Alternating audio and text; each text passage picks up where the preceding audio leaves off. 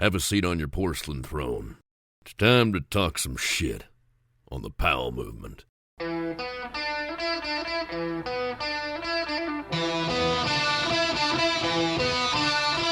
Welcome to the Powell movement. I'm your host, Mike Powell, and after I finish up recording my intro here, I'm going to be heading to the light rail, which is a first for me in Seattle. I'll take that to the airport, and then I'm off to Summer X Games for the first time in almost 20 years, when X Games was a place I worked at both summer and winter. When I think about X, or the Extreme Games as they were originally called, I think of two things. The first is a person with the most unique voice I've ever heard in person. That's Ron Semio. He's a guy who sounds like he's been chain smoking since he was born, and he's the visionary behind the concept of creating original ESPN programming targeted at the kids that don't care about team sports. And in turn, Ron helped build a brand on the backs of action sports athletes. Ron was the extreme sports visionary, and I know there were a lot more involved than just Ron, but Ron deserves a lot of the credit. The other thing about X Games that I think about was how the brand Rollerblade helped make the Extreme Games happen with their deep pockets. See, inline skate sales went from zero to millions in the 90s. The sport was hot and there was so much money coming in, and Rollerblade saw the Extreme Games as an opportunity to continue to build a growing subcategory of inline skating with this ESPN property and the shows around it. If you look back at that first Rhode Island Extreme Games, you'll notice that inline had vert singles, doubles, and triples. I think there was a street contest and inline downhill.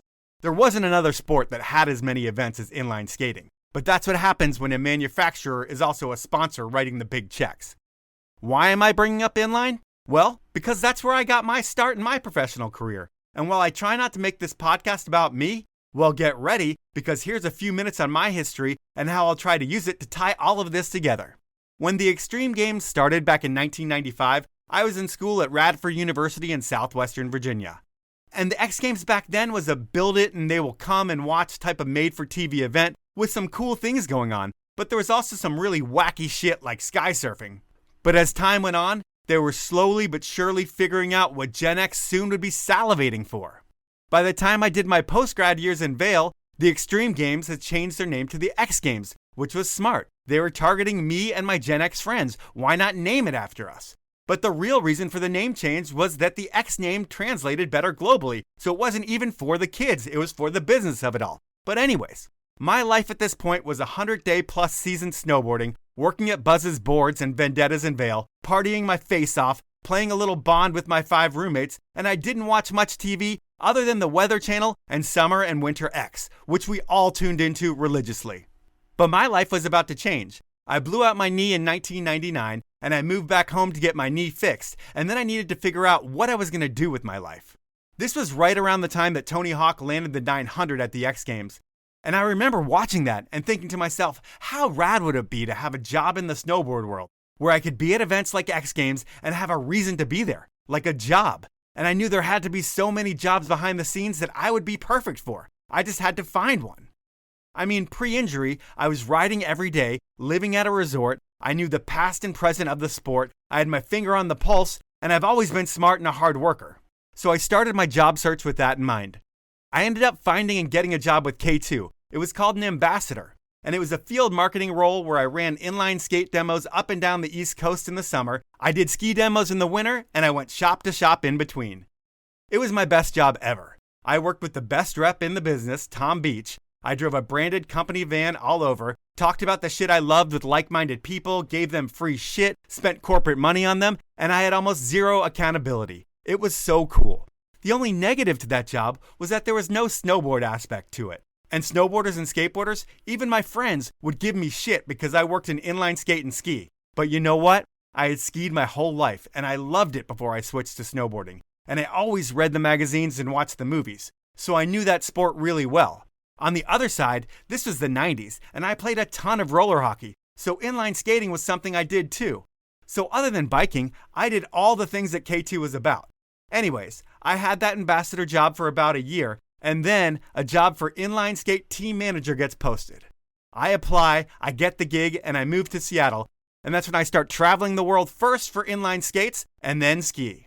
And while I'm not going to dive into the ski side yet, I will say that 2 or so years before I got my in with K2, I was almost daydreaming of having a job that would put me at the X Games And holy crap, now it was all happening. And back then, it seemed like this was the heyday of X. The athletes were all the rock stars and legends of their sports. The Dave Miras, the Metzgers, the Degans, DMCs, Hawks, Burnquist, Lasek, Costin. They were all there. And I always had 5 to 7 inline athletes that were qualified at X, so I would be at the events with them. I'd hang in the athlete lounge while they made their free international long-distance calls, which at that time was a huge deal to a lot of the athletes. And for me, X Games was a highlight trip of the year. I'd do all my work beforehand. I'd create shirts that the athletes would want to wear. I'd have a huge selection of stickers, parts, and all the BS I'd need on me. And once I'd get there, it was pretty much a glorified networking event. I'd make sure that all the athletes were branded, in the right place, and ready to skate. And then I'd chat with media people and try to get stories and coverage of K2 athletes. But my favorite story around X Games is really a non-story because this thing never really happened, but I'm going to tell it anyway. So we need to rewind to the famous K2 Gala sales meeting back in December of 2002 in Whistler. Every brand and every person from K2 sales and marketing, ski, snowboard, and bike were invited. It should be known that the skate group was purposely excluded because we were the redheaded stepchildren of the company.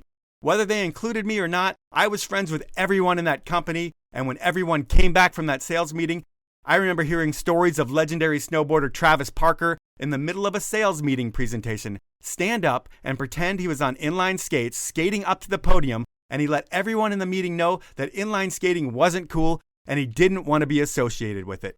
I wasn't there, and those weren't the exact words used, but I've heard this from countless people, and you know what? I really didn't care. At this point, I had switched over to skiing already. While I could still snowboard, and I could snowboard better than some people in K2 snowboarding at that time, it still hurt way too much to do based on that knee injury that I had, and skiing felt way better. But back to the story. Fast forward a couple months after that sales meeting, and K2's new ad comes out in Transworld or Snowboarder, and it shows the K2 Pro Snowboard team all wearing rollerblade branded skates, jumping in the air with the tagline, "You can't hide from the truth." Clever, sure. But why the hell were they wearing rollerblade branded skates? I would have given them skates. I mean, this is a brand with people that I'm friends with who sit and work right next to me, and they spent $15,000 on an ad just to clown the brand that they work for, and then they show rollerblades instead of the new skates that we just launched. So here's where X Games comes into play with this whole story.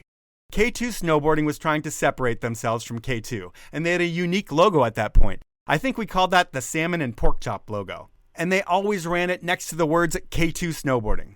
So I made a one-off shirt using that same logo, but made it say K2 Rollerblading and had Eito Yasutoko wearing it at the X Games. Eito and his brother Takeshi Yasutoko are the best vert skaters ever to lace up skates. They go so big and they win everything. Everybody at K2 was going to see this K2 Rollerblading shirt, and it was going to be the ultimate slap in the face to all the K2 snowboarding crew, and it would be really funny for me. How do I know that all the K2 snowboarding crew would see the K2 rollerblading shirt? Well, K2 has had a ton of competitive athletes in the past, but none of them win X Games gold. And we were about to do that with Eito Yasutoko wearing that shirt. It was going to be epic. But before the final start, I get a call from my boss asking if Eito is wearing a K2 rollerblading shirt. I say yes, and he's like, have him take that shirt off right now. I just received a call from the president of Rollerblade, and they're pissed about K2 using the word rollerblading, and there will be repercussions if that gets on national television. So I told Eito he had to take off the shirt. He put on a tank top, won X Games gold, and my masterpiece of a prank unfortunately never happened. I'd only have the opportunity to attend Summer X a few more times, and then eventually, in like 2005, Inline was out of X Games. I could talk about that, but this intro is getting way too long. For me, my career eventually transitioned into managing the K2 ski team, and I went to X Games for years on the winter end as well.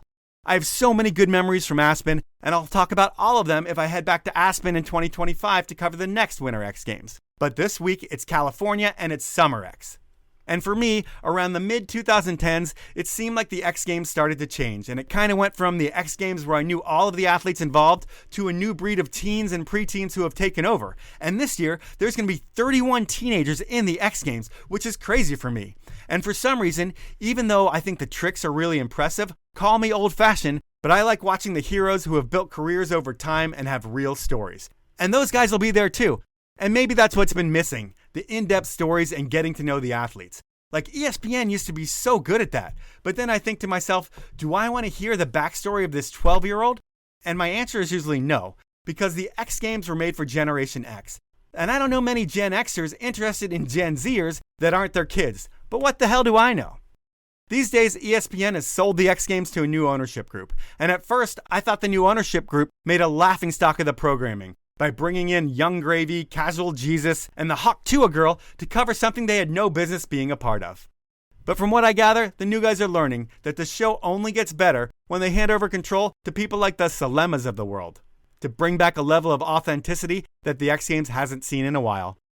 The reason I'm going down is, well, after my Outside Festival podcast came out, Devin Dismang, I hope that's the way you pronounce his last name, the director of digital and content over at X Games, emailed me and asked me if I would come out and cover the X Games. I was flattered. He said he would get me the access I needed to do what I do, and I was like, hell yeah, I'm in.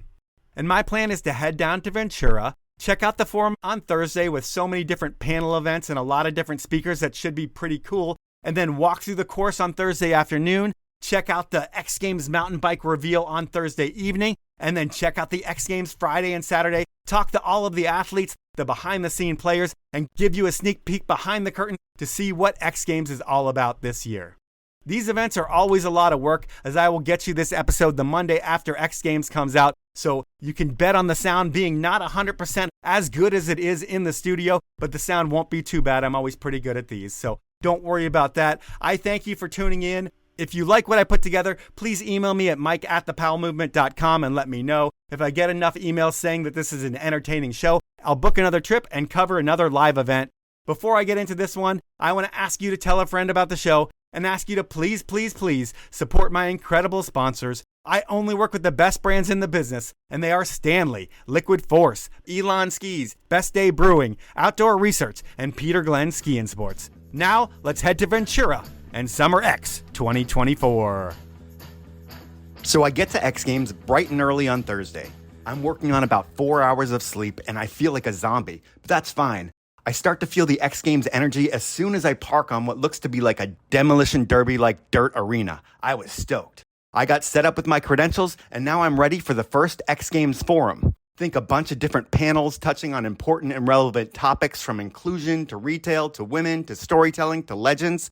This was 8 hours of listening to people talk. And while it was awesome, 8 hours is a long time listening to people talk. And this comes from a guy who talks for a living. Anyways, all the presentations were meaningful and impactful. And the day was a great one for networking, which I did a lot of.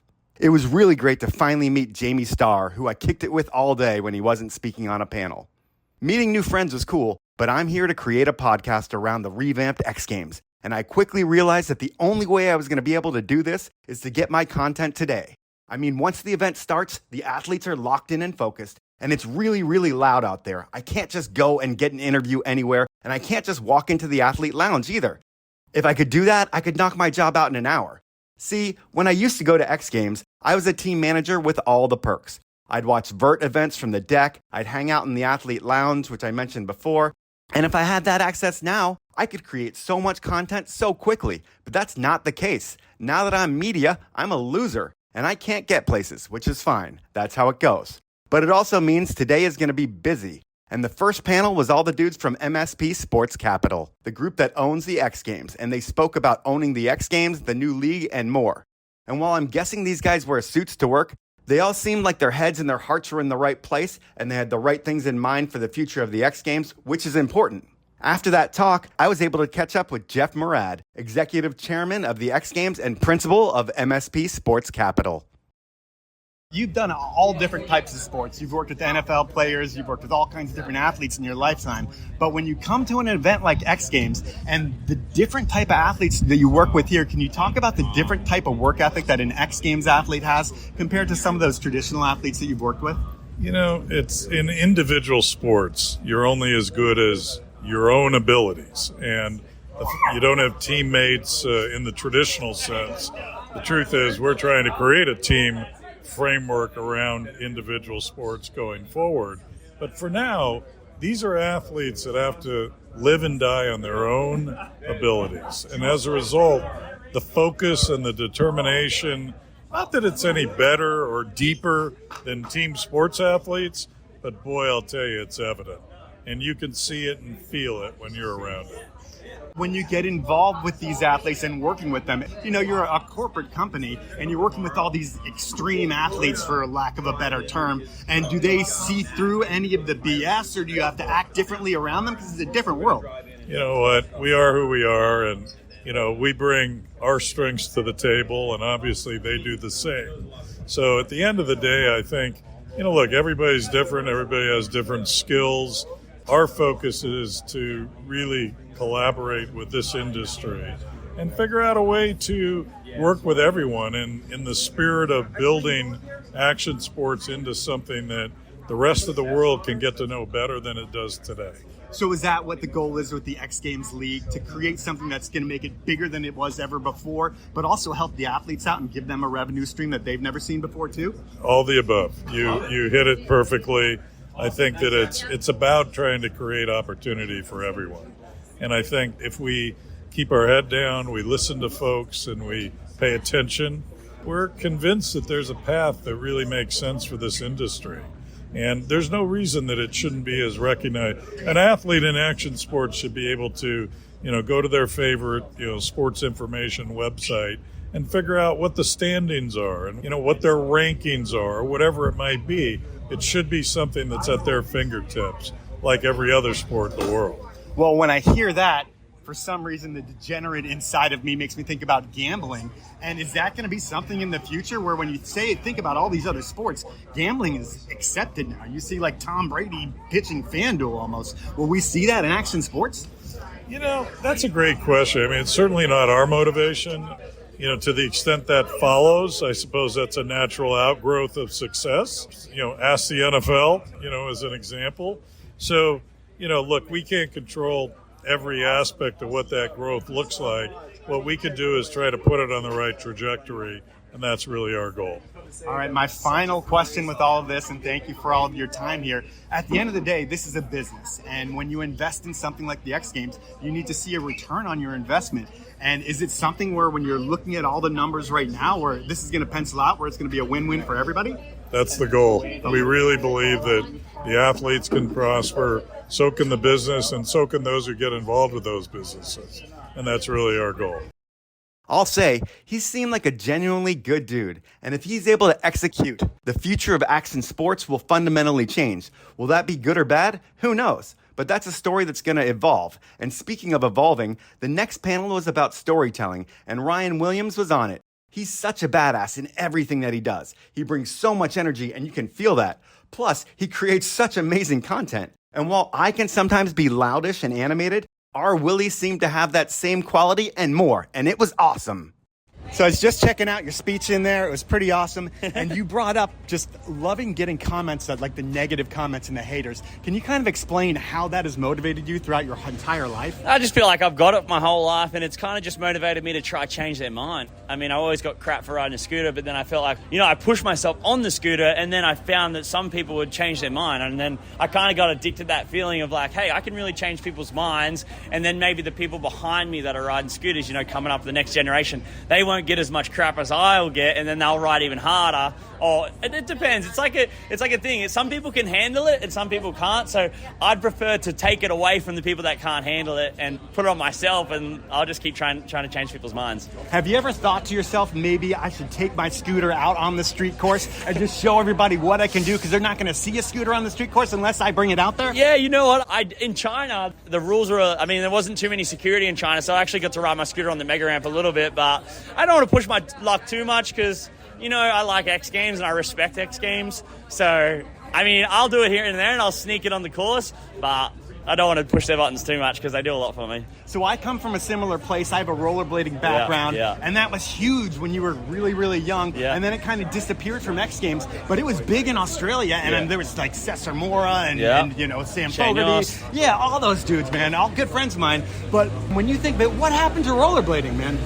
I don't know. I used to rollerblade from when I was 8 years old to 12 years old, but I was the only rollerblader at my skate park, and eventually I just started grabbing a scooter because most of my mates rode scooters, but I don't know. I feel like they just got so much hate, and somehow skateboarding and BMX were just successful in like pushing the sport down enough. I feel like in scootering. We have been pushed down by it's just we've shined through and keep going. But I feel like rollerblading's the same. There is still rollerbladers in this world, really good rollerbladers. And a lot of the rollerbladers are my friends, like Chris Happy, he's a king at rollerblading, and I did Nitro Circus with him. And when I started on Nitro Circus, that actually make fun of us in the show when we drop in to the ramp. And then within a year or two, we were like stars of the show because Nitro Circus starts to realize, they play with the stereotype for a bit, but then they started to realize like, hey, there's actually an audience for this, and I feel like it's going to be the same thing here at X Games.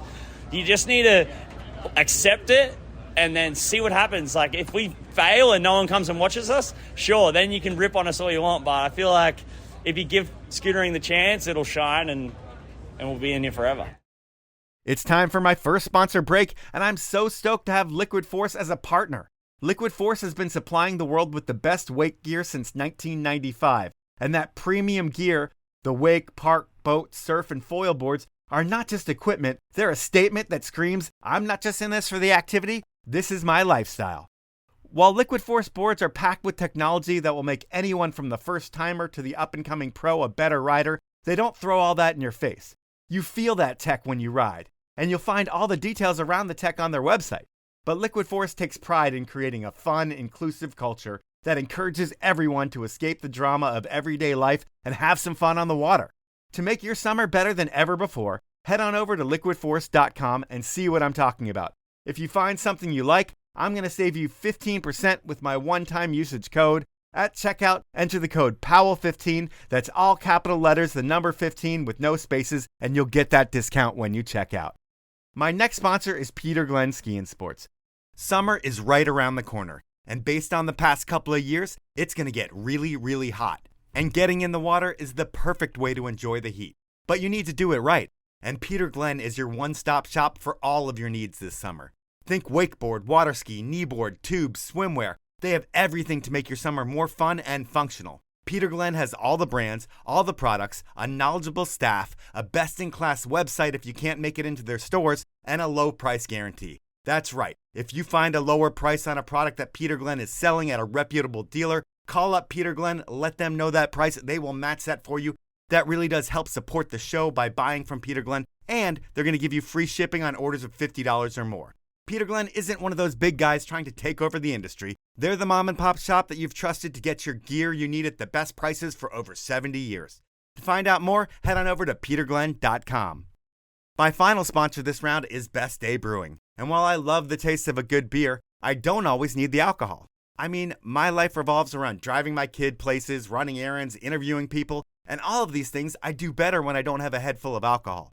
These days, when I'm not partying, I still like to enjoy an ice-cold beer, and that's where Best Day Brewing comes into play. I love their hazy IPA, the Kolsch that you can get on all Alaska airline flights, their Electro Lime Cerveza, which is the first Mexican-style NA beer that I've loved, and their new White Belgian style. They're all just so amazing and have just as much flavor as any alcoholic beer you're going to find. And they average about 60 calories a beer, and they won't get you in trouble. That's when I'm not partying. And when I am partying, I mix in a few Best Days throughout the night, and I found that by doing that, I can stay out until last call. You should try it. To have the best day or night ever, head on over to bestdaybrewing.com and get 15% off your first order. And if you make that order over $50, we'll throw in free shipping. You can thank me later. Those are my sponsors. Now let's jump back into the podcast. The next panel was about return on investment in action sports. Interesting. And while I wasn't planning on talking to an X Games sponsor, when the CMO of Sonic, Ryan Dickerson, started talking, I could tell that he was a little different than most executives, so I put him on.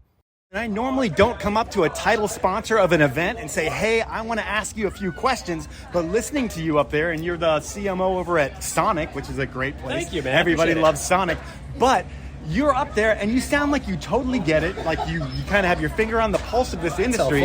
And what's your background? Do you have a background in these sports? Because you talk like you do. Not specifically with X Games. I raced semi-pro and AMA for a bit. Okay. Prior to, I guess my last race was probably 2018, 2019.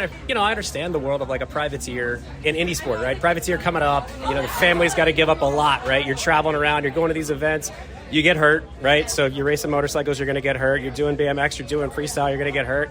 I skated back in high school, but nothing to like the competitive level. But once you get on a competitive level, it's hard, man. You wonder, like, hey, do I have the money? I kind of mentioned up there. If I crash this weekend, can I rebuild the bike? Do I have the money? Can I take the time off of work? Can I make this trip? And you see a lot of parents, especially with younger kids, because we've got a lot of really amazing, talented kids at these events.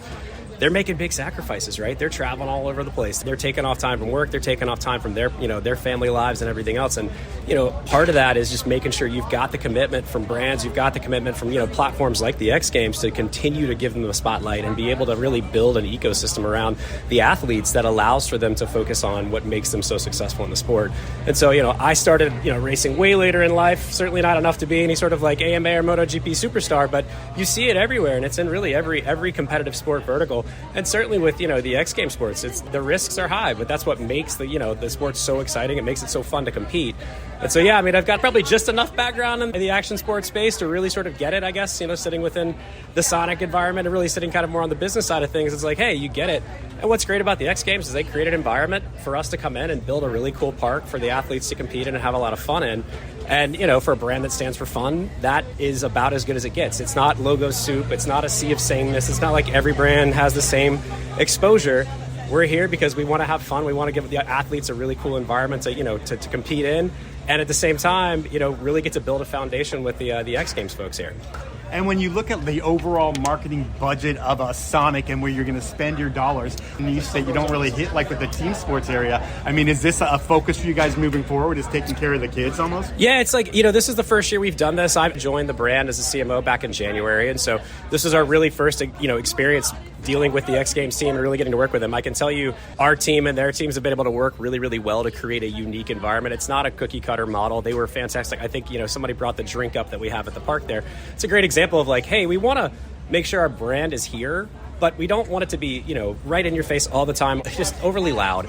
And so that's a good example of really where the X Games team was like, hey, like, what if we build a big drink in the middle with a straw coming out? And we thought about fun ways to make straws like, rail slides and everything else. And so that's the kind of stuff that you really want out of a partnership, where you feel like you've got reciprocity on both ends of it. And again, as a fan growing up, I'm watching Dave Mira doing, BMX tricks and stuff. I'm dating myself. And so, that's really cool to be able to see this come to life and really be part of the brand and get to partner up with these guys. They're doing good things over there, and my only suggestion would be to put a full-on Sonic in the athlete lounge. That would be sick, like the old Taco Bell days. Next, it was on to another X Games investor and a dude known for his branding success stories over the years. Shaun Neff has one of the most unique styles at X Games, and he and I chatted about X Games, his role with it, and more. So when Neff headwear was in its heyday, the X Games ride was like a rocket ship. It was the biggest thing in the world, and I would think it was probably one of the most exciting times of your life. I see the Neff headwear chain on your neck. Yeah. That had to be so special for you back then. Yo, it was crazy. Like, growing up, being a surfer, snowboarder, it was like the dream come true. Even when I started Neff, I was like, wait, I want to do that when I grow up. And then, luckily enough, Neff hit, and we had this moment. We had athletes. And it was our Super Bowl, right? Like, I remember, like, Winter X, Summer X. There was, like, so much prep. It was, like, athletes, what are they rocking? Stickers, hat, beanie, like, trying to just lock it in. And, like, for me, it's a surreal moment to now be back here as, one of the owners of X Games and, like, to be seeing all, like, the old school homies, the agents, the athletes. So it's a full circle moment for sure. So X Games, it wasn't doing as well as it was when Neff was in its heyday, like we said, and you came in and you bought a piece of the X Games. And is the vision that you can build this back to its glory? It's got to be the vision. It's like that you can take your brand whisperer persona and make this thing better than it's ever been? Yeah, man, that's the hope. Like, look, I think X Games, the industry, the kids, there's so much style and vibe, right, within our industry. And I think now combining it, right, that was like kind of one of my big thoughts was like, I've been friends with Wiz Khalifa for a while and know Ryan, who's Cascade the DJ, right? So like that was a big focus to like, hey, X Games is doing its thing and let's continue rocking there, but let's bring culture, let's bring music, right? So like to me, I think if we can combine everything and make these mega events, and now with the league, just put it on kids' radars again. And we feel if we combine it with other culture that's popping, that, X Games can rise again. And we've had a lot of talk about the F1 show and what's going on in F1, and it looks like the X Games is looking at that model and kind of adapting it or adopting it and going to make it the X Games model. And when doing that, you're going to have teams, you're going to have sponsors. It's going to be a totally different thing than we've ever seen before. Are we going to see gambling in all of this? Wow. I mean, look, I'll let people do what they want to do, right? So, like, it's a competitive sport. It's a league, right? So I'm not saying yes or no on what people are going to do, but you bringing up the question, there's definitely a format where there's going to be teams and there's going to be predictability, and I'm sure people saying who's going to win and who's not. So, like, I'm sure just like anything, right, there's going to be a whole crew of people that are betting on what's happening. At this point, it's almost 1, and it's time for lunch. The X Games was really great to all of us media. Thank you to Crystal Yang, to Devin Dismang for feeding us and creating a space and access to do our jobs. While I was eating lunch, I looked over and I was starstruck again. Holy shit, it's Rick Thorne, a legend in BMX, a legend of X Games, and a dude I've always thought was a badass, but I've never known. I mean, he's really scary looking, but I see him and I'm like, I'm going to go get him on the podcast. And at this point, while I'll wait until there's a window to talk to someone, I have no problem walking up to anyone. And I walked up to Rick and asked him a couple of questions, and he seemed honored and way cooler than I ever could have imagined. So I'm standing here with Rick Thorne. Well, you know my name.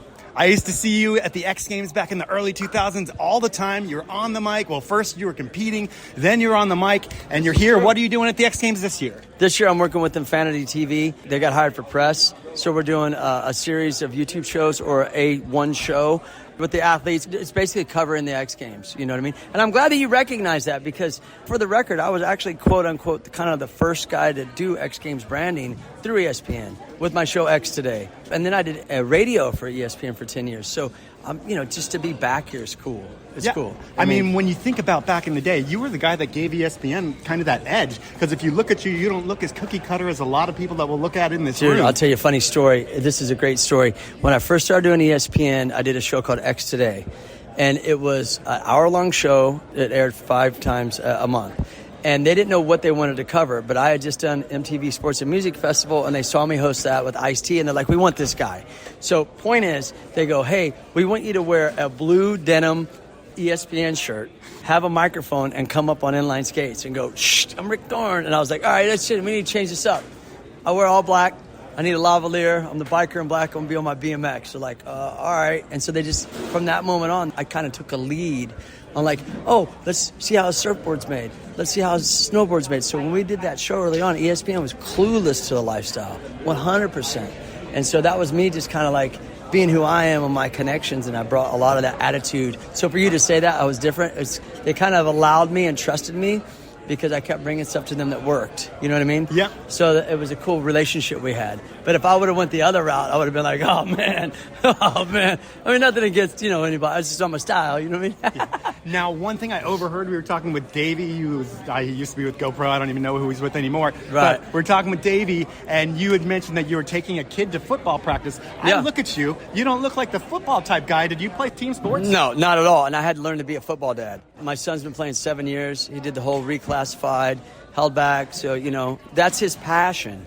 And so I'm supporting his passion. It's almost like how I started riding bikes. He just fell in love with football. So I even got a Chiefs tattoo now later. Oh, yeah, man. Yeah, well, I'm from Kansas City. But I had to learn, and then I fell in love with the sport because that's my son.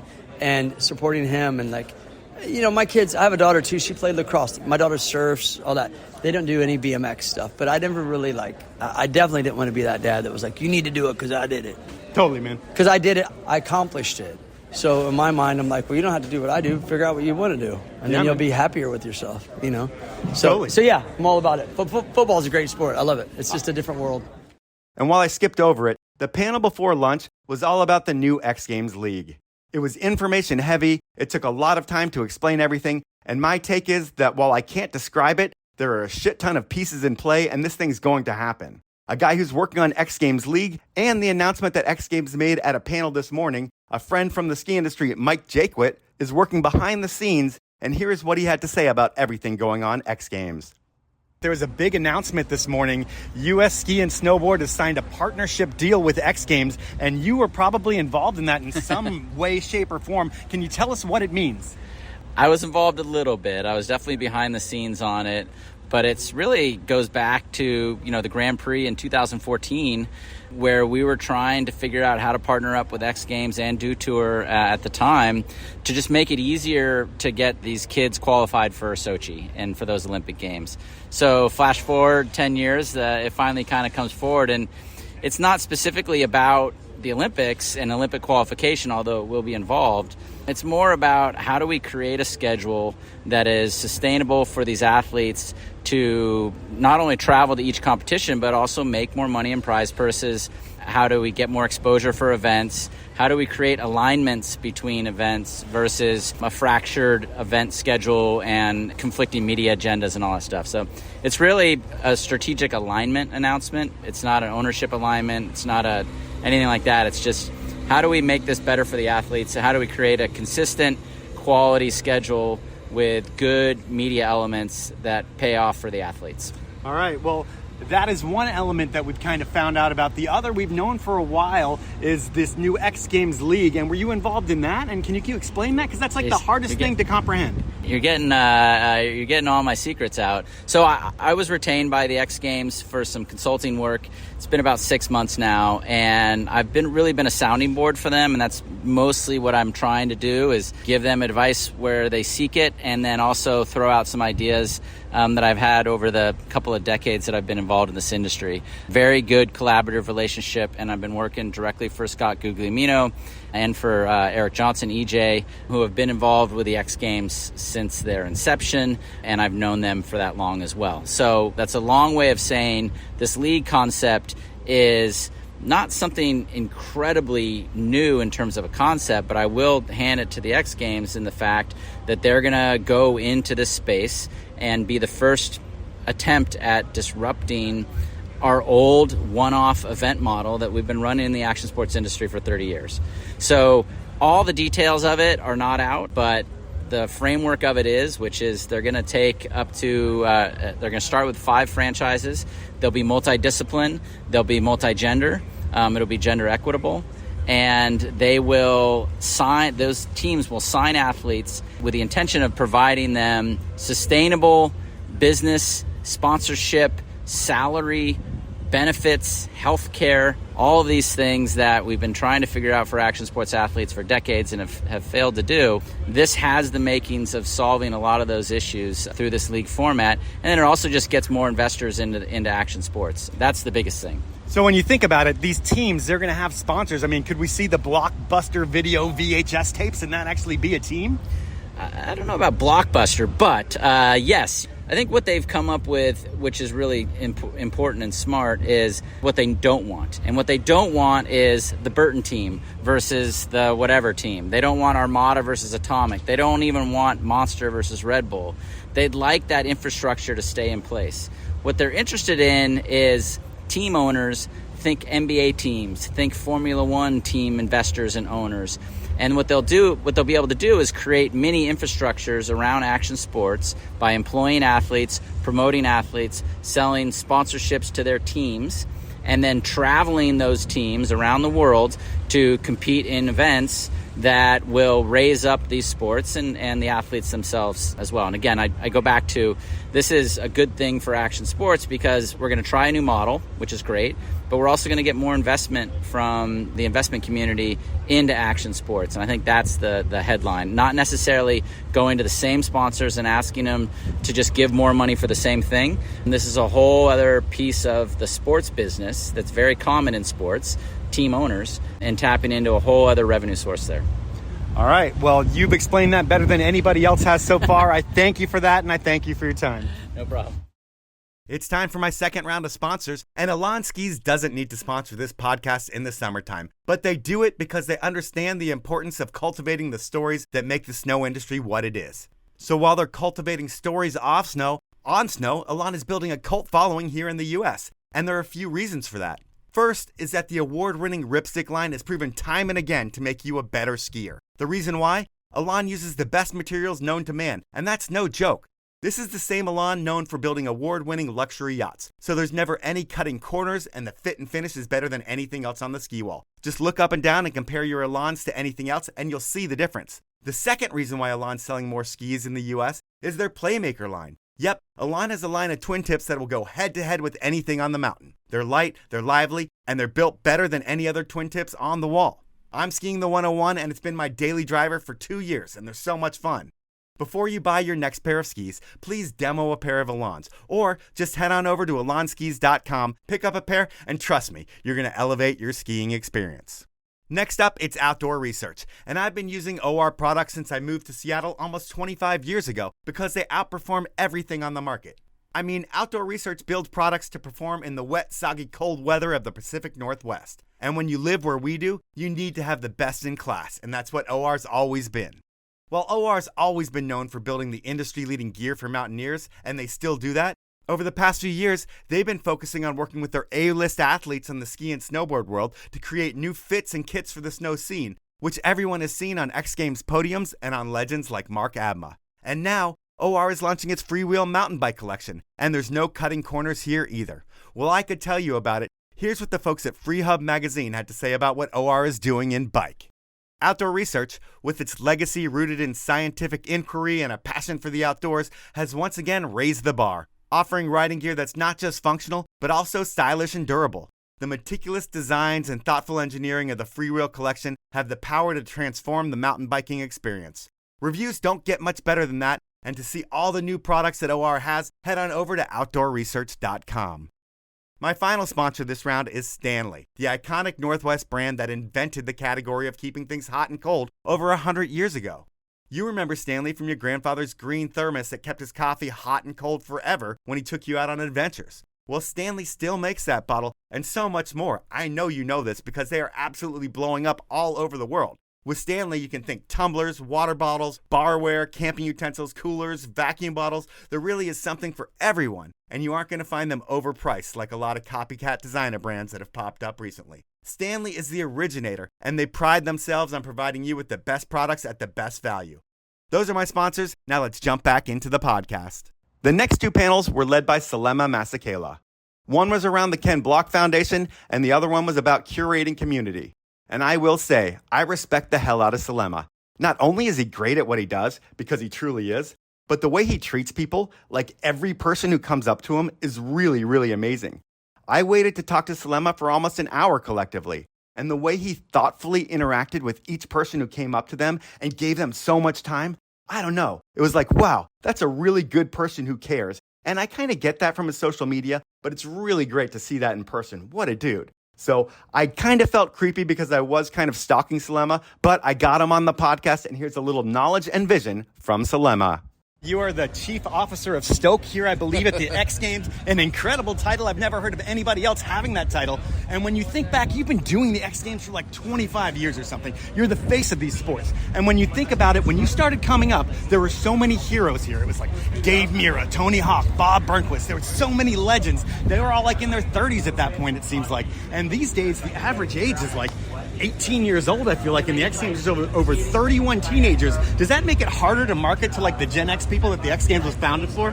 I don't think so. I mean, this isn't the first time that we've had a young wave in action sports. In 2006, we had about 27%. 2006 to 2004, we had about 27% of the field that was a median age of like 15, 16. And that was the first wave of like this youth movement, right? And then you had all of these, because in the beginning, most kids that were pros were in their early to mid 20s. So I think this is just setting us up for what I like to call the third wave, like the third wave of mainstream action sports consumption.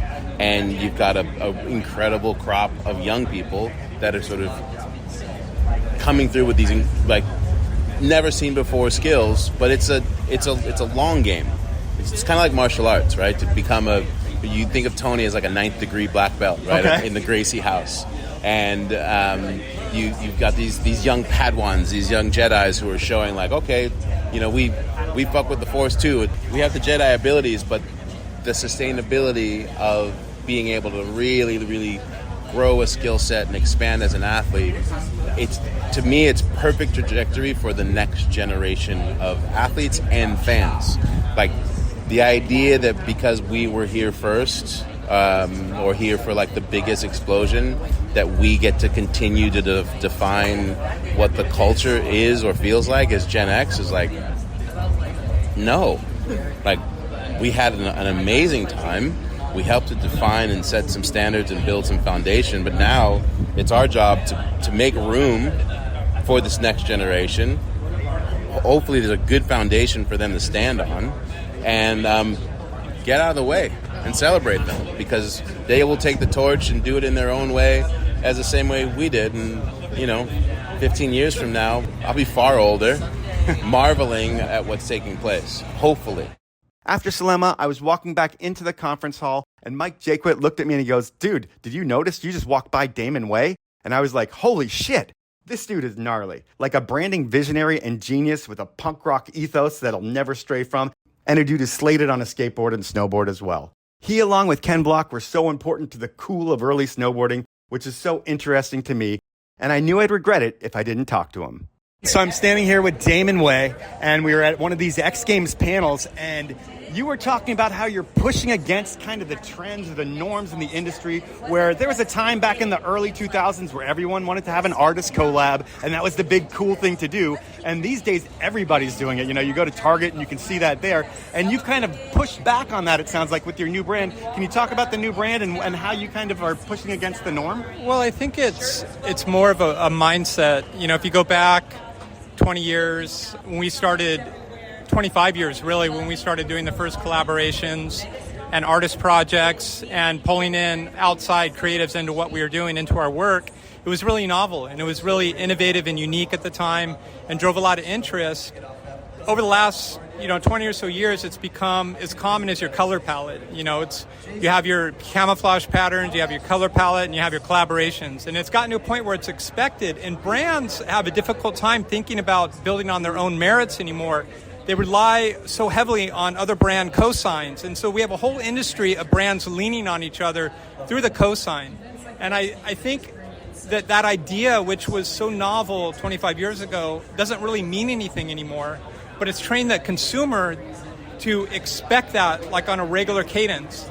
And I really think with new brands, it would be amazing for a new brand mindset to push back on that, to start creating brand verticals that are sitting on their own output versus the cosign, that are being judged and positioned on their own merits versus what they're doing with other brands that are doing stuff with other brands and other brands. And when you talk about the pushback, did that almost start 30 years ago with Blunt Magazine when everybody was cookie cutter and you guys came out and created something totally different? For me, it started back probably when I was 11 or 12 years old as a skateboarder in the 80s, and sort of drifting into punk rock music as a really young teen, and really being attracted to that level of individuality, that subversive energy, those tribal flags, the things that define our individuality and gave us community. That's what I was really interested in. And that attitude just carried into what Ken and I built into the 90s with our first brand called 8 Ball, then Drawers, then Dub, and then Blunt, and then DC. And we always carried that sort of subversive or pushback attitude or desire to do things different in everything that we touched and everything that we shipped. So smart, cool, and legendary guy. Next up, Jack Mitrani was on site to host the most interesting panel of the day, X Games Impact to Cities and Communities, and he crushed it. But when I got a chance to talk to Jack, I asked not only about X Games League, but the newly formed Snow League as well. So the big announcement a couple weeks ago, the big announcement, was Shaun White's new contest series, the Snow League, and the new X Games League, and they all happened within 48 hours of each other, the big announcement. How does that even happen? I would say luck of the Irish, really, more than anything. But also, since the, COVID happened, everyone's just been planning, everyone had huge aspirations to put on more and more events. Pandemic hit, floored everyone, and then everyone's been just trying to build something back. So I would say, what has it been, 3-4 years? I think the timing is based on post-pandemic. Now we can finally do something that we've always wanted to do. And with Shaun, I think we talked about it on my podcast. I talked to it a bunch with all the Friends crew. Is you guys definitely were around each other a lot. You guys weren't really best friends, it seems like, but you guys were friends, and you guys competed against each other, and you guys traveled all over the place. But one thing that Shaun White does that no one else seems to do in snowboarding is he puts his money where his fucking mouth is, man. He bought Aaron Style. He did the High Cascade Snowboard Camp. He's doing the Snow League. Is there anybody else that's invested like that guy has? As far as a rider goes, maybe Terrier in a way with Arctic Challenge. But I mean, no, like at the end of the day, it's amazing to see. I mean, he's got a snowboard company, he's got everything. And look, the whole media drama between Friends Crew and Shaun, I think, was blown out of proportion more than it ever should have been. We were best friends growing up, and we've seen Kevin's side of it, Shaun's side of it, and ultimately it was just, a bunch of kids chasing dreams and then got pinned against each other, and we had to pay the price for it. But now we're all grown up. We can be friends. It's all good. So everybody can be friends, but one thing when you think about the two different leagues that are going on, or the two different contest series, is when you think about like Live Golf, when that started, there was exclusivity. And I don't know if that's been taken down or not because I don't care about golf. But when you think about this, when we've got two different leagues, are you going to have to pick between X Games and Shaun White's league, or what's going to happen there? I'm just as excited as you to hear about it, man. I don't know.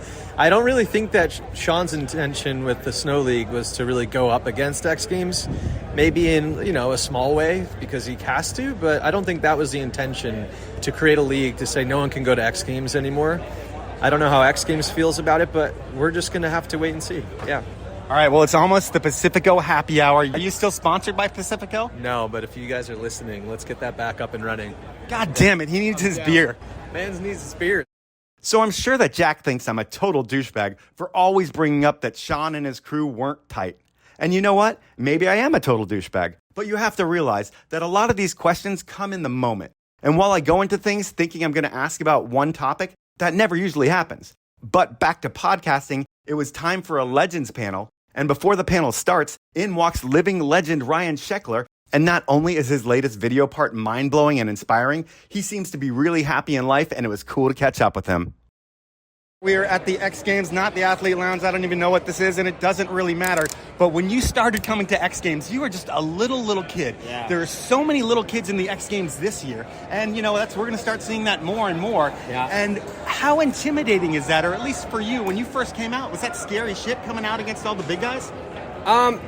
It's hard to say that it was scary. It was more of like excitement, honestly, because I wasn't pro. And so when I came to the X Games, I had won a bunch of like amateur contests that got me the opportunity to compete at X Games as an amateur. And so for me, it was just like, it was cool to get the invite and then skate with all the people that I like looked up to. I wasn't really intimidated by anyone because I was so young. And I was just skating the way I skate and skating my game. And I wasn't really worried about the competition. I honestly wasn't trying to win. I was just trying to skate and have fun like I had been doing my whole life previous. And I think by having that mindset, I was able to stay super present and stay in the moment. And skateboarding felt really, really good that day. And I just felt like I couldn't fall. And I didn't. And I ended up winning. So I think it says a lot to being present.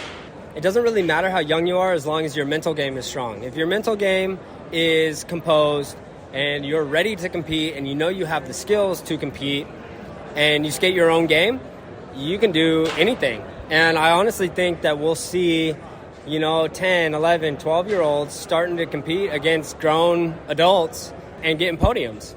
And when we see that and you see these kids coming up, what kind of advice would you give them? Because with your life, it looked like there were some ups and downs. You battled a bunch of different stuff, man. You kind of come out the other end, but you've been able to see it all from the beginning. What kind of advice do you give? That's a good question. For me with these kids and what I'm trying to do right now with Sandlot Times and with everything that I'm doing with Woodward and just really lending knowledge to this next generation that's coming up, my main keys are stay focused on skateboarding. Everything else, the extracurricular activities will always be there. Skateboarding will not. You need to stay focused on your health, your nutrition, get a trainer, honestly, and keep your body in check. That's really what will dictate how long these young athletes can stay on the board. And for me, when I was coming up, working out and trying to eat right and, drinking just water, was laughed at, it was laughed at and you got made fun of for it. And, not so many years later now, call it 20 years, everybody's got a trainer, everybody's trying to eat healthy, people have coaches. So it transformed for sure. There's still the aspect of street skating. If you want to just be a street skater, do it. But still apply the same concept as being a competitive skateboarder. if you want to skate long, take care of your body. Straight up. That's the simple form. Fair enough. Well, I'll end this with about 25 years ago, I was at X Games. It must have been 2004 in LA. And it was after X Games. I was waiting for my flight to go home. And we were waiting at a gentleman's club right down the street from LAX. And this lady came up and she asked for a little bit of money to sit and talk to us. And she said that we were in town for the X Games. And she's like, do you know a guy named Ryan Sheckler?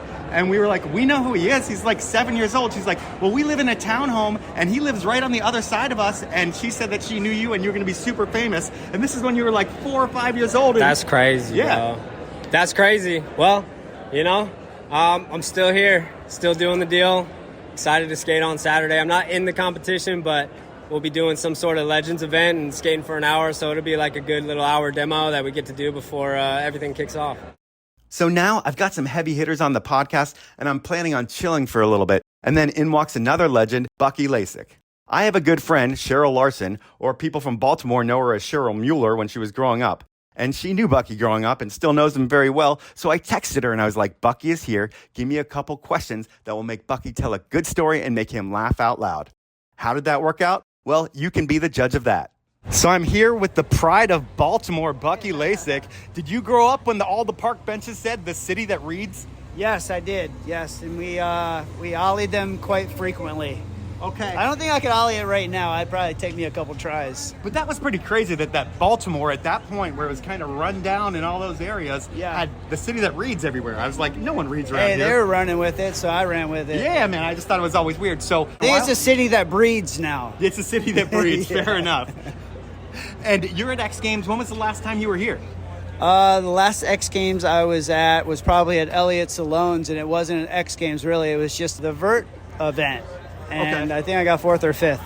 But when you think back to the X Games, I mean, that really helped make your career. You were one of those legends in vert that was here when there were so many legends in the sport. And when you think of all the memories, what's the one that stands out? I think it's probably the first one I won back in '99. Aside from that, of course, you just want to keep bettering yourself. So I think the next one would be, maybe qualifying for this next one coming up next year. I should have qualified for it this year, but I was just too busy. So I feel like I could still compete against these kids. So maybe you'll see me in there. Well, we'll see if you can compete against the kids. And in thinking back to when you were a kid, I think you had a shit box like Honda CRX or something like that, and you used to drive it up to FDR Skate Park. There's probably a bunch of great stories around that. That was not a shit box. That was a brand new 91 Civic SI. Come on. My bad, man. I'm getting my information. I mean, that's like a collector's car now. It would be. It would be so crazy.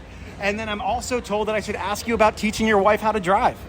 Yeah, I taught all my kids how to drive. They can all drive manual. They've all attended rally school, aside from the wife. So she's next on the list. Okay. And she's game. She's 100% game for it. So, I don't know. And what do you do in life now? I mean, you had this long skate career, and now you should just be enjoying life. I would think kicking back. I see Black Rifle Coffee Company. I'm guessing that's you. What else are you doing? I'm still very competitive in skateboarding. I do it pretty much as a hobby now, and I race. Well, I do driving demos for Subaru, so I'm affiliated with Subaru, and I build cars, do a YouTube channel, and like I said, look forward to still throwing down with the kids. The Legends panel happened, and Bucky wasn't on that for some reason. But it wasn't just Sheckler. There was another legend on the panel, Paul Rodriguez. Earlier, I was talking with Jaquet, and he brought up P-Rod and Nike using him to get respect in skateboarding. And I was like, I totally forgot about that. And that's what was in my head when I walked up to Paul. I'm standing here with a legend who's going to be skating with legends here at the X Games. P-Rod, what does it mean to be invited back to the X Games at this point in your career or in your life? Oh, it's everything. It's great. It's just like such a great feeling to look back at all the years and all the special memories and nostalgia that I have with the X Games. For X Games to be coming back bigger and stronger, and them to invite me and incorporate me feels great, man. It feels like they care about us, you know what I mean? Yeah, it's nice to have that, man. And I hear you say bigger and stronger, and one thing I think about when I think of your career is that you had that big Nike contract, and you were with Nike for a long time. And before Nike got into the game, they started to get into it with the skateboarding's not a crime thing. I think the whole industry kind of freaked out on them, like, how are you doing this? And then they signed you, and they built almost a program off your back and your authenticity. And I mean, do you look at it like that? Is it you helped launch Nike and create categories within skate shops for Nike? No. I don't mean in a bad way. No. I don't necessarily look at it like that. You know, like I know that they made a couple attempts at it. It wasn't well received from the skate world. Then they went back to the drawing board, regrouped. They started with like some core underground skateboarders. And then once they got that foundation solidified, then they brought me in because I was kind of like balancing both worlds. I was still like very active in the core side of skateboarding, but I was starting to get more recognized mainstream. And I feel like I had that blend that they were looking for. So they brought me on, and I was definitely a part of helping it to like finally solidify and make their mark in skateboarding. But I can't take too much credit for that, no. Fair enough. And when you think about X Games, you have a long career here. What's your favorite memory? Is there one X Games or one thing that really sticks out to you that like you'll tell kids about when you're older? Well, of course, anytime I was able to win a gold medal is a huge memory to me. But I guess the most special one would have been probably my first one. You know, that's just like where it kind of was the jumping point. And it was right there on the side of Staples Center. You know, that's like so close to home to me. That's like, you know, a big Kobe fan, big Laker fan. And like, you know, that was the height of all that right there. And that led to, I was able to win it 2 years in a row, back to back, right at that same location. So I don't know, I guess that little phase of my X Game career to me is probably the most special.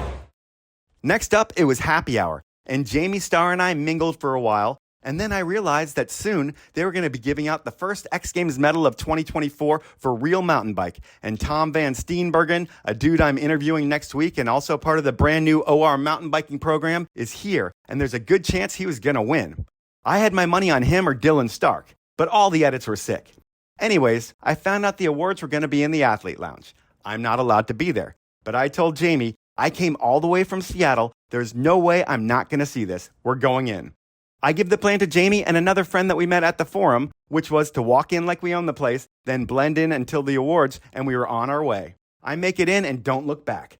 Jamie does the same. Our friend, I don't know what happened to her, and we never saw her again. But Jamie and I are in, we find a cocktail table, we sit there, we sip on a couple Best Days, my non-alcoholic beer sponsor that was also in the athlete lounge, and then Lenny Rivas, a Spanish skateboarder from Madrid, came up to the table rocking a fresh Red Bull hat. And we start chatting it up about him not being able to figure out his line. Lenny, it's your first time in the U.S. for the X Games. You've been on the course, you think it's awesome, you don't know what your line is like. Are you nervous about it, or are you like, I'll figure it out? I'm nervous because I've been watching these games for a long time, since I was a kid. And I think I am this kind of guy with a lot of options or tricks to do, so I don't know how to put everything in one line. So I have to choose what to do and choose the obstacles. So let's see what I'm going to do. I'm not sure about it. I'm still nervous, but so happy to be here finally with 29 years old. What's your favorite and least favorite part of the U.S.? Of the U.S.? Yes. Probably it's around San Diego, Oceanside, all this. Oh, you like that place? Yeah, because it's... there are a lot of skate parks. Yes. And in Spain, we miss this kind of skate parks for skate. And also there is like a lot of street sports, surfing. I like the vibes also. So this is one of my favorite parts of the U.S. What do you hate about the U.S.? What I hate? Probably the poor. I see a lot of people on the streets. Yeah. That's really sad. I mean, we have that also in Spain, but not in this way. So probably that's the worst thing of U.S. Well, don't come to Seattle. It's even worse there. After Lenny, it was time for the awards, and it was pretty much a made-for-TV deal, so there was no real ceremony, and I didn't get to see anything really. What I was able to do was get the first interview with Tom after he won his X Games gold. I saw Tom Van Steenbergen about 30 minutes ago, and I said, Tom, once you win the gold medal, I'm going to come over and stick a microphone in your face. Now I look at your neck, you've got a gold medal around it, and how does that feel, man? Is it unbelievable? Dude, it is totally unbelievable. It's crazy for a mountain biker to be a part of the X Games. It's so cool to be here. And, I mean, you probably watched X Games your whole life, I would think, and, you know, between all the different sports. And is this like the pinnacle? Because you look at it, in what you do, Rampage, to me, is the pinnacle. But that's me personally, and I don't do what you do. But when you look at winning X Games gold or doing stuff like winning Best Trick at Rampage, what means more? They're so different, but I feel like this one, it means a lot just because it's such a different contest, and it happens so rarely, and it's hard to even get invited into. So to be a part of it was a huge honor, and then to be here and get the gold medal is just insane. And I think it's a big deal for the sport as well, just trying to get cool videos in front of the X Games audience and showcase our riding to like all these athletes here and all the different people that are watching. It's cool. And you're known for huge tricks. I think it was Rampage maybe 3 years ago. You did that huge backflip on the step down. It was like insane. I think that was that year that you won a best trick for it. I don't know. Yeah, I did. It was 2018, I believe. I won best trick. So a little bit longer than I thought. But when you go into something like this, you need to up the ante even more, it seems like. You're going against the best in the world, and everybody's trying to dial their shit up to be even more difficult than everybody else. How nerve-wracking is that for you to get an ender trick? How hard is that? Yeah, it's really difficult, especially because you know that there's weeks between each trick that there can be. That's kind of the way that we filmed everything. So you had to be healthy. That was the number one thing is throughout the whole contest, I was just trying to stay healthy. And then once I made it to the last trick, I was like, dude, I can't believe I haven't got hurt. But it just got to listen to your gut. When things don't feel right, just don't do it. And that's what I did, and that's why I was able to stay healthy throughout the whole thing. All right, man. Well, thank you very much for your time. Have a good night tonight. You should celebrate because it's a big one for you, and enjoy it. Absolutely. Thank you so much. Thank you, man. I'll interview you in a couple weeks, and we'll do it. After I recorded with Tom, it was time for me to head out. I was worked. And since I got so much work done, I'm going to be able to enjoy X Games. And while I'll still do a few more interviews, they're going to be the really hard ones to get, like the Tony Hawks and Axel Hodges and Kobe Rajas of the world. And if they don't happen, I'm good with it. So that's day one. On day two, I wake up, I head over to Amtrak, and I take the train to X Games from my hotel. It drops me off right in front of X Games, and I head to the media lounge where I work for 2.5 hours editing to see what I have in the can. And holy shit, I already have enough for a full podcast. So I took in all of the X Games. I watched the first ever women's BMX park contest, which was sick, then skateboard street prelims, then skateboard vert, then some moto practice, BMX dirt jumping. I was a full-on X Games spectator with the best seats in the house thanks to my media credential. And I will tell you, the crew at X Games really does know how to throw a live event. It truly is worth the cost of admission, and if you're anywhere near Ventura or wherever the X Games is being held, I highly recommend taking a day and checking it out. It's worth your time. Anyways, the last event I watched was men's BMX. I wanted to see Garrett Russell break the record for X Games gold medals, and that didn't happen. But while I was watching, I noticed psycho mountain biker Dylan Stark was standing in front of me. He took third in the real mountain bike contest, and I figure I might as well step up and get one interview today, and we chatted it up. Congrats. I think it was bronze that you got in this X Games contest, mountain biking in the X Games. You're here. You've got the most fired up friend in the world here. He's going crazy. How exciting is this for you? It's pretty sick to be back just chilling, watching all the boys shred it and not have to stress about trying to compete or nothing. It's kind of nice, usually I'm sure everybody, I've never been in X Games for BMX, but it's very stressful to be here. You can't really enjoy it, but it's nice to take a step back and look at it all and enjoy it. I know my riding's done. I just chill. It's pretty cool. So I noticed on the internet that put a picture up of you guys, each one of you, and then you guys together. You're the only one not smiling in that photo. Was it part of the judging, or was it just what was it? I feel like I got robbed. If you look at every video trick for trick, I had a lot more tricks and a lot more gnarly. I think they just don't appreciate the street as much. I don't know. I heard some weird things, so I don't know. I wasn't too stoked on third. I went in for it, so it was a lot of work and a lot of pain. So I was I don't know. You just look at the numbers. The numbers don't lie. Fair enough. I just saw it on the internet, and I was like, if I see him, I should ask him about that, because you're not smiling, and some people would smile with the medal, but I hear you. So next year, you're hoping that the judges will change it up for you. I really hope they have new judges next year. All right, man. You heard it here. Yeah, get new judges. Well, that was short, sweet, and that was awesome. Only one interview today, and it was pure gold. I love it when people don't sugarcoat shit, and Dylan definitely didn't. After that chat, it was time to go see Wiz Khalifa. And since I was with the media, they put me in front of the front row for the first 3 songs. What an incredible experience, and what a show that dude puts on. I'm not sure if he's an athlete, but he has lungs of steel. I've never seen anyone puff so hard and so much on a blunt and not cough. What a way to end day 1 of X Games.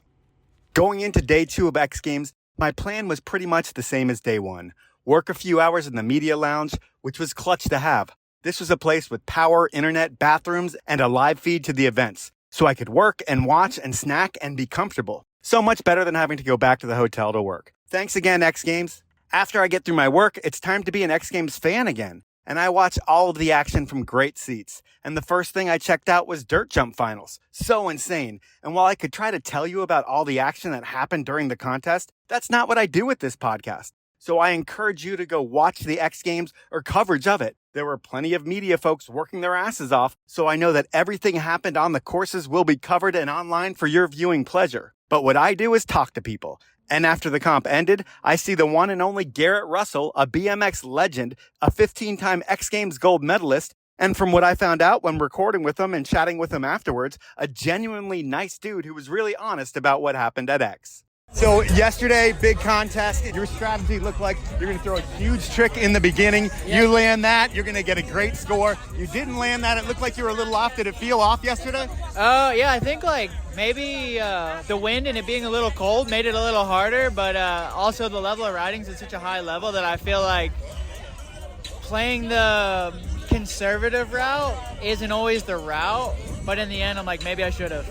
I guess there's kind of two schools of thought. Maybe you land a run, then you throw hammers, but you threw a hammer right away. Yeah. And you're going to win if you do that and you land the rest of your run.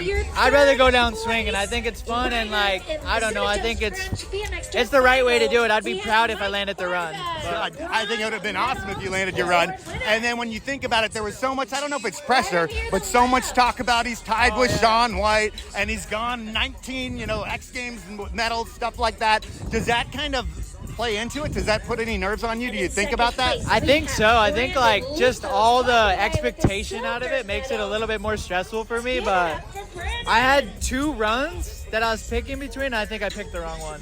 Fair enough, and it's funny because you've medaled pretty much every time you've ever been to X Games except for this one, and when everybody put all the pressure on you. So next year there's not going to be as much pressure, and you're going to do it then. And I love less pressure, and I think honestly not doing well and not riding well, like there's not even any like, I don't feel any way about it. I'm like, yeah, I didn't land shit, like whatever.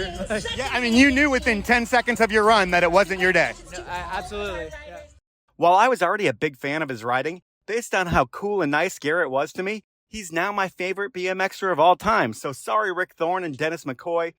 So now that I have an interview for today, and based on me already having over an hour and 10 minutes of produced content, I'm not stressing or looking for anything else really. Like I said, I'll always talk to the legends if the opportunity presents itself, but I doubt that's going to happen. Anyways, after talking to Garrett, I caught the surprise performance from Machine Gun Kelly, which was cool, technical issues and all. But what my day was all about was catching the hot X Games action. I saw women's and men's skateboard vert, some women's skate street, men's BMX park, and then I was spent.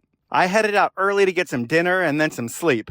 And as I was walking out to the train, I ran into Mitchie Brusco, and I'm not even sure if that's how you pronounce his last name, but I'm not even going to look it up right now because I'm trying to get this podcast out. So I'm hoping I don't murder his last name. He's one of the more tenured vert skaters these days who is battling an insane trick, and I went and chatted with him for the last interview of the day. Can you explain the trick you were working on, and how long have you been battling that thing? I wanted to do a kickflip body varial 9. Which has never been done before, right? Never been done. No, I tried kickflip melon 9 last year, a few sessions, and I never really figured out the grab. So doing body varial made it a lot easier for me to see the board and to grab it and to do all those things. I never really got the hang of it in time. You didn't get the trick at the contest, whatever. It was one of the crazier things that would have happened if you landed it. But when you look at the sport these days, it's crazy that there's such a big difference between you and like the kid that's 8-9 years old. I mean, a kid doing 900s is that young. I mean, do you laugh? Do you frustrated? What does that do to you as a vert skater? It's like, holy shit. When I was that young, I was like learning how to drop in on a 12-foot pipe, and look at what this kid's doing. Well, objectively, it's cool to see. Yeah, like, totally. You like to see a younger generation come in. The problem we had before was it usually skips a generation. So you get like Bucky and Bob were really old. Well, they were in their mid-30s when I was just coming onto the scene. Okay. So right now, the fact that there's a lot of guys in their 20s, there are some guys in their teens, and then there are kids under 10. It's like vert skating will be fine for a little bit. It's going to exist. So that's, I think, the most important thing. The next point is, honestly, it's not a threat because you need to learn a little bit of everything to be a great vert skater. So in the contest, yeah, you probably need a 9 in this next generation. But you're also going to need some height, some lip tricks, some flip tricks, and something unique that no one's doing. The 9 used to be the unique thing that no one's doing, but now it's one of those things that it's a great tool to have, but it's not going to knock down all the doors anymore.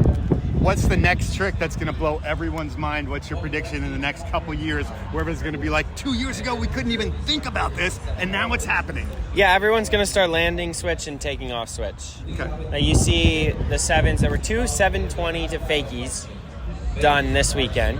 And the first one in competition was done last year. And now it just seems like with me improving on switch 5s, Eddie starting to land his frontside 7s, and Jimmy starting to land his backside 7s. There's a lot of interest in landing fakie and taking off switch, and I think that will open up the trick bags a ton. Waking up for day 3 of X Games and day 4 of X events for me, I'm tired. I came here to work and take in all things X, and I sure did that. Every day was a 20,000 plus step day and at least 12 hours, and I'm feeling it. My plan is to come in, do an hour of work on the podcast, check out a couple of events, and then head to LA to finish the podcast up and stay with my cousin. But this is X Games, and there was so much to see. Well, I didn't get any interviews. I didn't even try. What I did do is hang out with pro skier Todd Laguerre, as Todd's girlfriend Amy Ingebrigtsen was one of the live voices at X Games, and she killed it. But it was cool seeing Todd and cool seeing so many events. Women's Park, BMX Best Trick, Men's Street, Women's Vert, and Moto Quarterpipe. And that was it. My first X Games in forever. And they were awesome. So that was my trip to the center of the action sports world, the X Games, and man, while I haven't been that excited about X for a little while, I could really feel a change this year. The energy at the event was the same energy that I felt back in the day, and the group at X Games is doing a lot of things right. Can they get better? Of course they can, and they will. But the product they created for 2024 was a B to a B plus in-person experience, in my opinion, which is something that everyone who works at X Games should be proud of.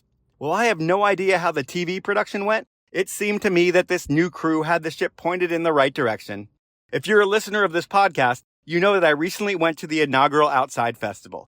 And if you're wondering how this event compared to Outside Festival, well, it's tough to say, because while Outside Festival was just as awesome as X, there was no real draw. This was a full-on sporting event. While Outside created something out of nothing, the beauty of everything X Games is that even if the event is a shit show, which it wasn't, the fact that they have the best athletes in the world pushing their sports will always draw a crowd. And it really is truly so much better seeing these sports live in person. So really, while the X Games may have messed it up in the past, they have a winning formula. And now they just need to fully develop and need to stick to the plan. You know, not stray away from it like they did during the Young Gravy year. So again, thank you to everyone at X Games. You produced an incredible event this year. I hope it generated the revenue that you need to keep building this thing and to keep the folks at MSP Sports Capital happy. Because while we all want to believe everything is for the love of the sport, make no mistake, this is a business. And you know there'll be a point when the folks at MSP Sports Capital have to see a return on their investment. Hopefully, their grand plans come to fruition, and that return is far greater than anyone could ever have imagined. And maybe next year or in the near future, I'll be able to bet on Garrett Russell or Nyjah breaking Shaun White's X Games gold medal record. That's the podcast. At this point, I want to thank you for listening, ask you to review me wherever you listen, and let you know that I have a few limited edition t-shirts left on my website that feature incredible art from my favorite artist, Jeremy Baytall.